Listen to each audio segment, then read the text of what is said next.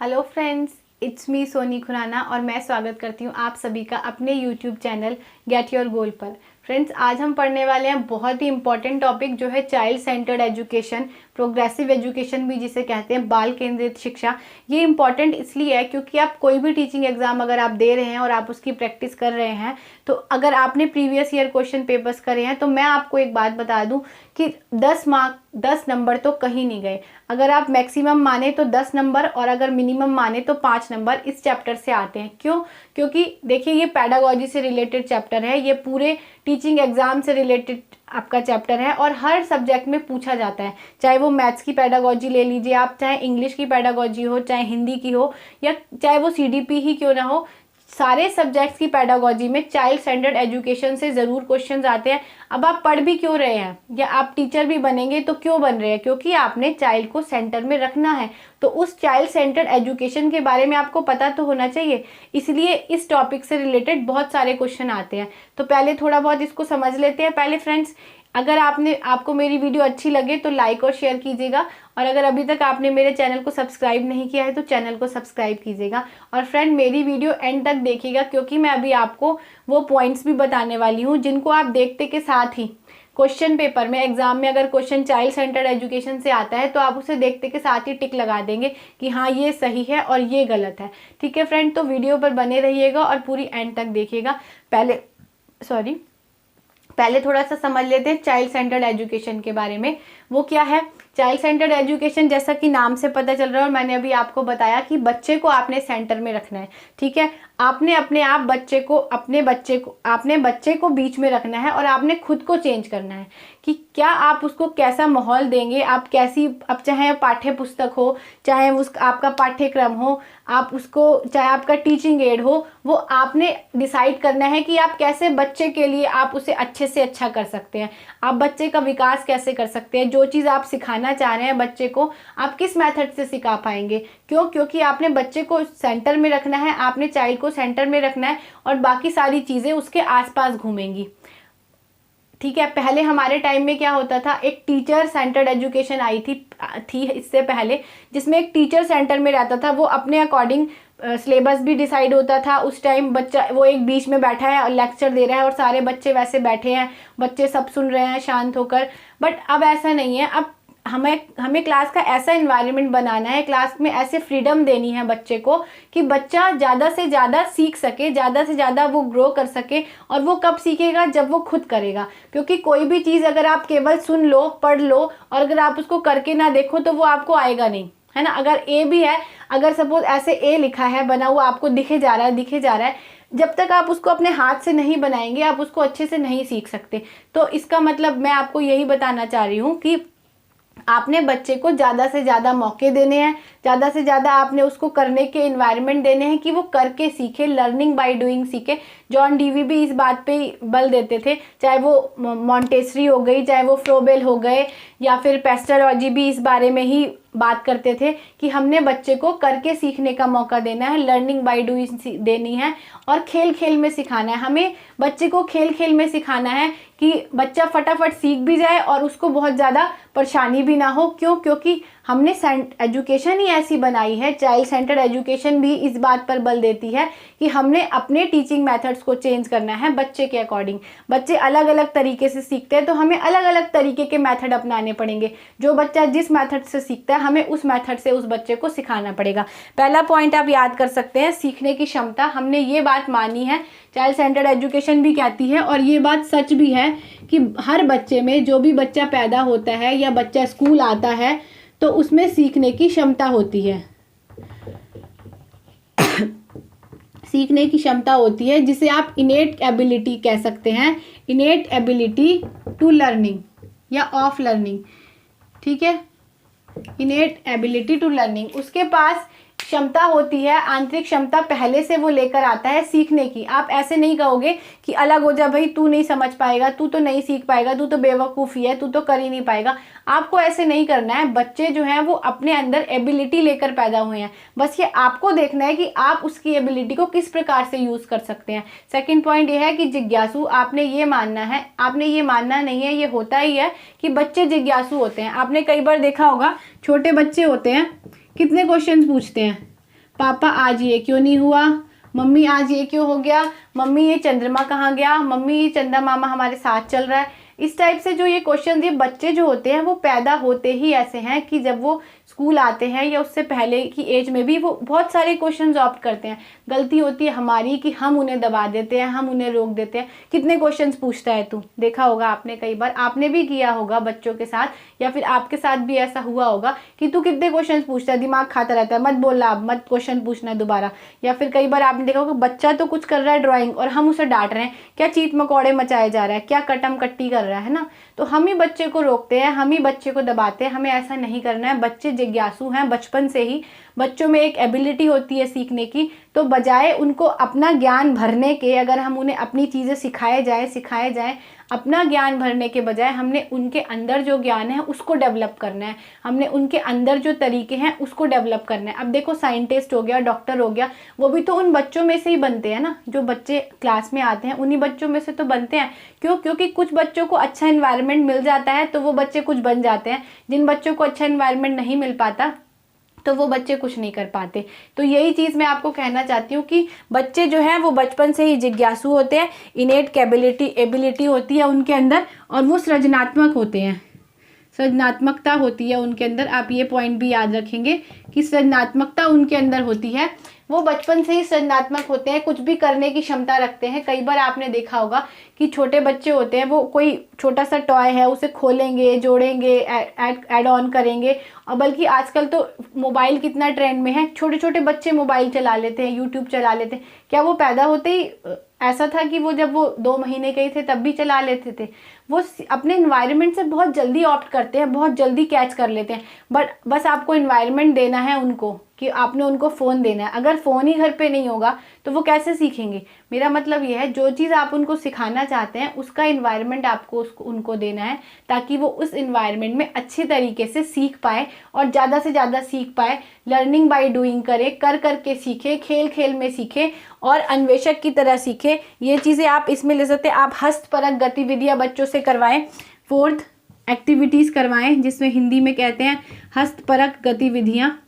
ये भी आप देखेंगे क्वेश्चन में अगर लगा होगा कि हस्तपरक गतिविधियाँ क्या होती हैं, तो आपको हस्तपरक गतिविधियों पर टिक लगाना है। हस्तपरक गतिविधियों का मतलब होता है अपने हाथ से की हुई एक्टिविटीज़। कई बार आपने देखा होगा कि स्कूल में जो कुछ बच्चे होते हैं उनके ग्रुप्स बना दिए जाते हैं अलग अलग, कि आप ये पौधे लगाएंगे, आप ये बगीचे में इसको डेकोरेट करेंगे। तो ऐसा क्यों होता है?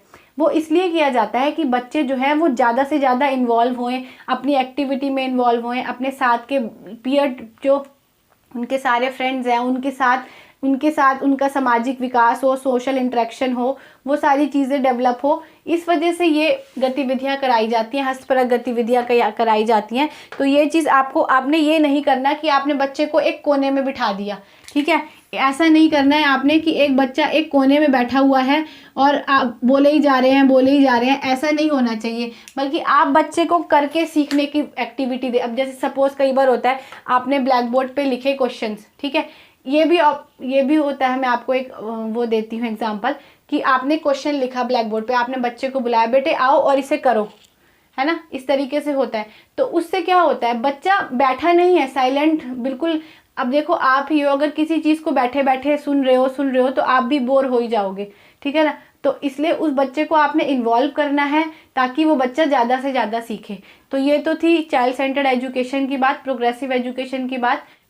हाँ तो फ्रेंड्स, अब हम बात करते हैं उन पॉइंट्स पर, उन तथ्यों पर जो हमें करने चाहिए और नहीं करने चाहिए। मतलब चाइल्ड सेंटर एजुकेशन के अकॉर्डिंग जो पॉइंट्स सही हैं और जो पॉइंट सही नहीं है, अब हम उन पॉइंट्स पर बात करेंगे। एक तरफ मैंने लिखे कि ये पॉइंट सही हैं और ये पॉइंट सही नहीं है।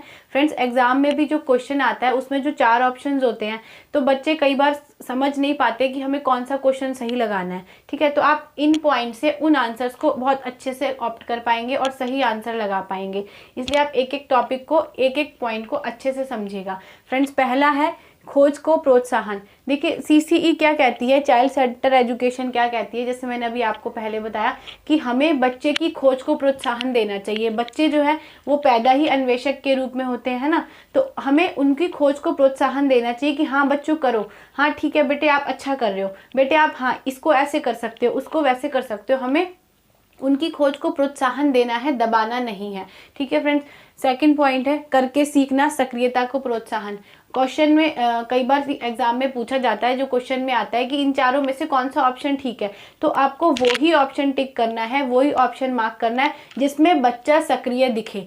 मतलब बच्चा सक्रिय होना चाहिए। बच्चा एक रोबोट की तरह बैठा नहीं रहेगा कि टीचर बोले जा रहा है और बच्चा सिर्फ सुने जा रहा है। हमें वो चीज़ करनी है, हमें वो वाला क्वेश्चन हमारे लिए या वो ऑप्शन हमारे लिए ठीक है जिसमें बच्चा कर रहा हो, करके सीख रहा हो। क्यों? क्योंकि बच्चा करके ही सीखता है। जॉन डीवी भी कहते थे, जॉन डीवी ने जो अपने स्कूल्स खोले थे, उन्होंने अपने लैब्स खोली थी, उसमें वो यही कहते थे कि बच्चे जो हैं वो करके ही सबसे अच्छे से सीखते हैं। चाहे आप इसी को प्ले स्कूल भी कहते हैं, देखा होगा आपने। हमारे टाइम में प्ले स्कूल नहीं होते थे, पर आजकल छोटे छोटे बच्चों के लिए प्ले स्कूल्स हैं। क्यों?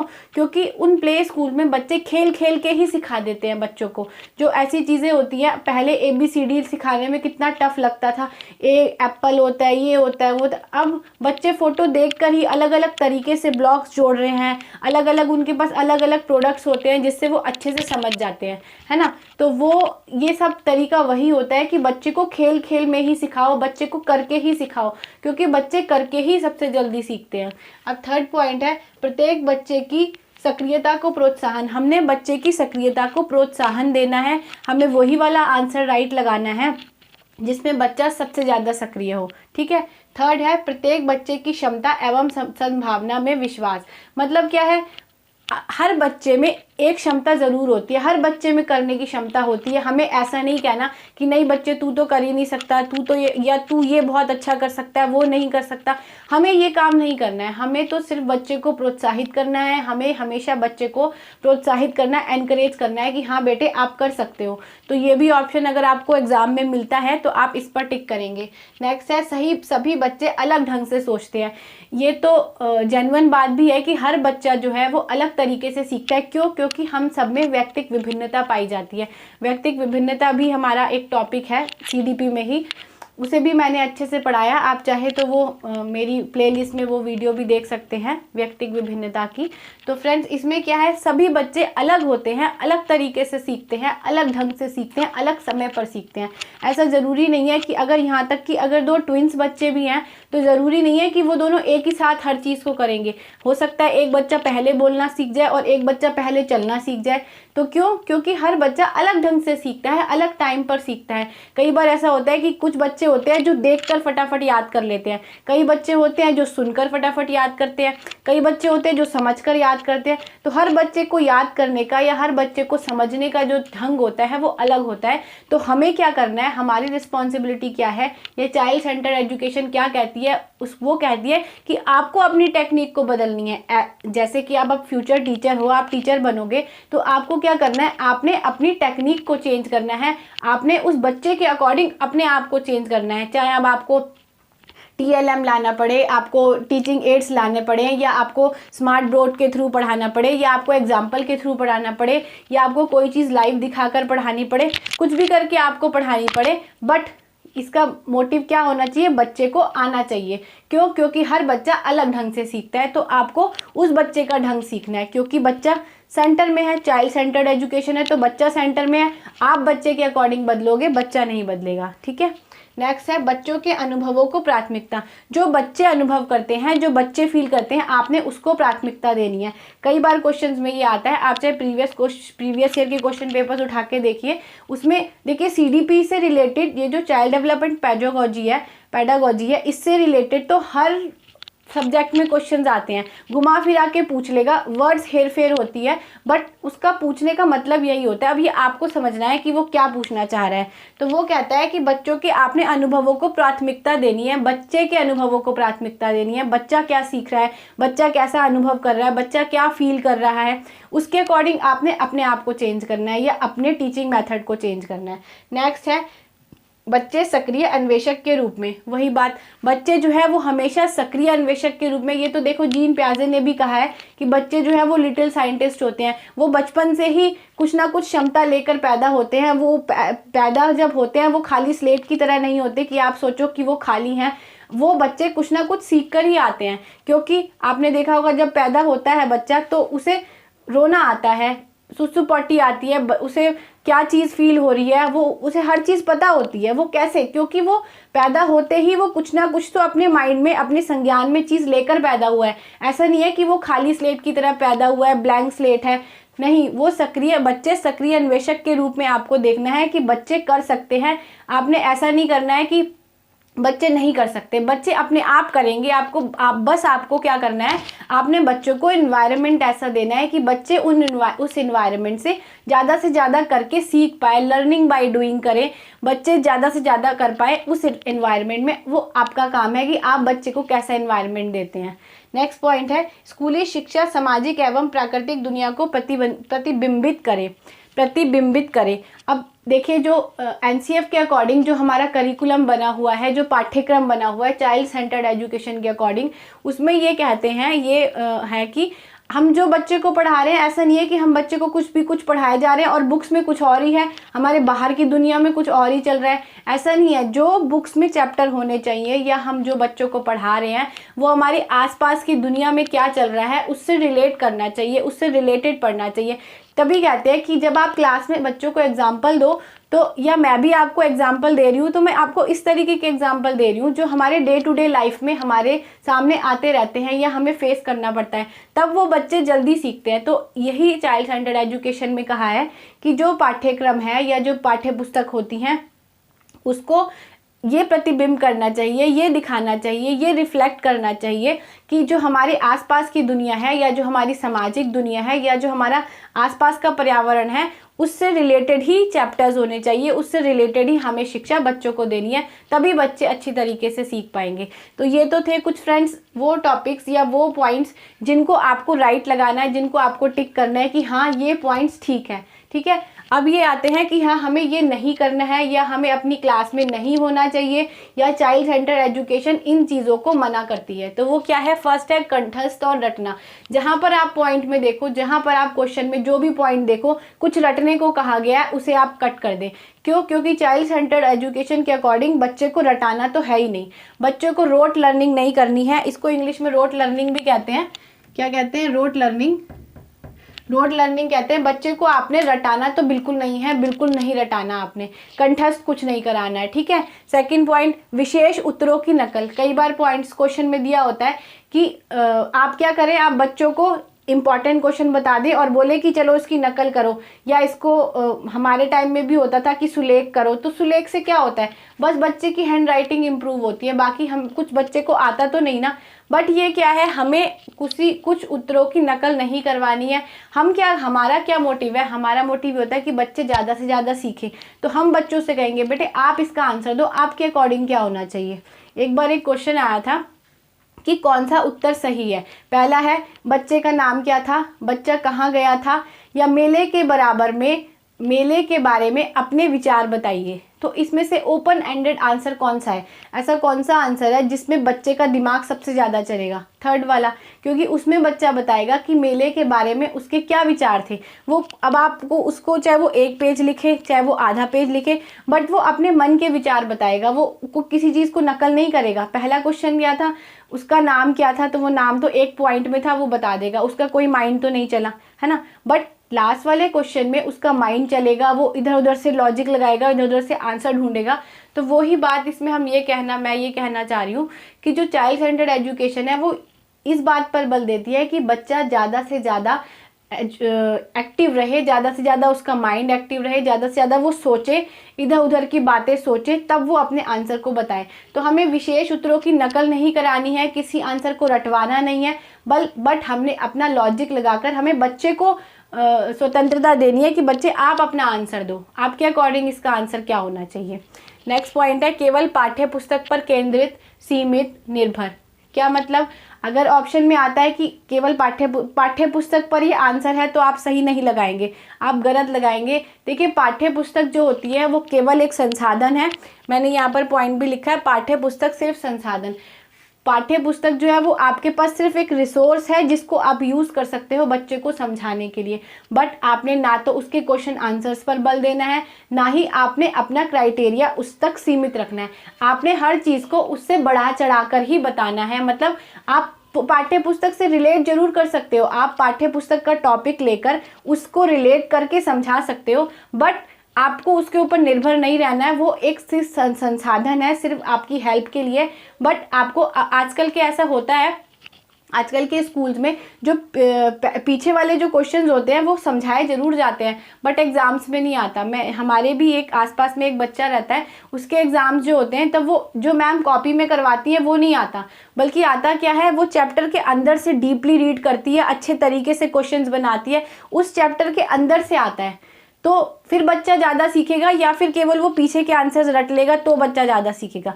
जब बच्चा पूरा डीपली चैप्टर समझेगा, उसमें से अपने आप आंसर देगा, आप जहाँ से मर्जी क्वेश्चन पूछे तभी बच्चा समझेगा ना। तो आपको ये करना है कि आप जितने अच्छे से बच्चे को चैप्टर समझाएं, आपने बच्चे को चैप्टर रटाना नहीं है। तो आपने इस चीज़ पर जोर देना है कि अगर ऐसा क्वेश्चन आता है कि पाठ्य पुस्तक को मान लीजिए पाठ्य पुस्तक पर निर्भर हो, पाठ्य पुस्तक ही केंद्र है, तो वो सब गलत है, बल्कि पाठ्य पुस्तक सिर्फ एक संसाधन है। इस बार भी सीटेट में ये एग्ज़ाम में आया था, सीटेट के एग्ज़ाम में आया हुआ है ये क्वेश्चन कि पाठ्य पुस्तक क्या है, तो पाठ्य पुस्तक एक संसाधन है। ठीक है, नेक्स्ट पॉइंट है नियमों से परिपूर्ण। आपको ऐसा एनवायरनमेंट क्लास का नहीं होना चाहिए, आपको ऐसा माहौल क्लास में नहीं देना कि बच्चा डरता ही रहे, कि बच्चे को लगे कि अगर मैंने ये किया तो मेरी डांट पिटेगी, अगर मैंने वो नहीं किया तो मेरी डांट पिटेगी। आपको एक बच्चे को फ्रीडम वाला इन्वायरमेंट देना है, एक फ्रीली इन्वायरमेंट आपने बच्चे को देना है, जिससे बच्चा अच्छे से अच्छे सीख पाए, ज़्यादा से ज़्यादा बच्चा सीख पाए, वो आपको इन्वायरमेंट बच्चे को देना है। ठीक है, नेक्स्ट है निरंकुशतापूर्ण वातावरण। उसे क्लास में ऐसा नहीं लगना चाहिए कि मैं तो किसी राजा के सामने बैठा हूँ, बस ये टीचर है भाई और ये होमवर्क ना करने पर सज़ा देगा, या ये नहीं समझ आया तो हमें सज़ा देगा। ऐसा नहीं करना है, बल्कि हमें उसके साथ मित्र की तरह व्यवहार करना है। जैसा मैंने आपको अभी शुरू में बताया कि वो एक फैसिलिटेटर की तरह है, आपने उसकी सहायता करनी है, आपने उसको हेल्प करनी है, बजाय इसके कि आपने उसको आदेश देने हैं या आपने उसको आज्ञा देनी है कि ऐसे करना है वैसे करना है। ऐसा नहीं, आपका इन्वायरमेंट फ्रीली होना चाहिए, हर बच्चा अपना जवाब देने के लिए स्वतंत्र होना चाहिए। ऐसा नहीं कि बच्चे के मन में कुछ है और आपने रोक रखा है कि जो बच्चा कुछ नहीं बोलेगा, जितना पूछूंगा उतना ही जवाब मिलना चाहिए। ऐसा नहीं है, आपको बच्चे को फ्रीडम और फ्रीली आपने उसके साथ एटमॉस्फेयर बनाना है क्लास में, और उसके साथ ऐसा बिहेव करना है जैसा एक फ्रेंड की तरह होता है। मतलब निरंकुशवादी आपको नहीं करना है कि बच्चा फ्रीली कुछ बोल ना पाए। ठीक है फ्रेंड, तो ये थे तो कुछ इंपॉर्टेंट पॉइंट्स जो आपको करने चाहिए और नहीं करने चाहिए, या फिर जब एग्ज़ाम में क्वेश्चन आएगा तो आपको इसके अकॉर्डिंग आप टिक कर सकते हैं। आई होप फ्रेंड्स आपको मेरी वीडियो अच्छी लगी होगी। अगर आपको मेरी वीडियो पसंद आई हो तो लाइक और शेयर कीजिएगा, और अगर अभी तक आपने चैनल को सब्सक्राइब नहीं किया है तो प्लीज़ फ्रेंड्स चैनल को सब्सक्राइब कीजिएगा। और thanks for watching my video and thanks for subscribing. Good wishes and best wishes for your exams. Thank you.